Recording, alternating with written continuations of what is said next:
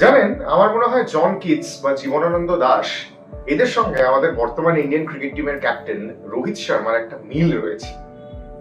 রোহিত শর্মা একজন অত্যন্ত moody poet. 4 line 6 line masterpiece লিখলেন, তারপর মনে হলো এই মাস্টারপিসটা কাল সম্পূর্ণ করবো, বা হয়তো সম্পূর্ণ করার প্রয়োজন নেই বলে ছুঁড়ে ফেলে দিয়ে চলে গেলেন। যেদিন সিদ্ধান্ত নিলেন 1 পাতা ভরিয়ে তুলবো, 2 পাতা ভরিয়ে তুলবো, সেদিন সুপার 8-এ অস্ট্রেলিয়ার সঙ্গে এরকম ম্যাচগুলো হয় যেখানে একরাশ মুগ্ধতা আর বিস্ময় ছাড়া কিছুই পড়ে থাকে না। জানেন, আমার রোহিত শর্মাকে একজন অধিনায়ক হিসেবে কেন এত ভালো লাগে? তার ঘরের দরজা সবসময় খোলা, যে কেউ যে কোনো সময় তার ঘরে ঢুকতে পারে, মনের কথা বলতে পারে। মাঠে বাড়তি আগ্রাসন নেই, কি আছে, চিল্ড আউট মনোভাব। হেলমেট পহন লে।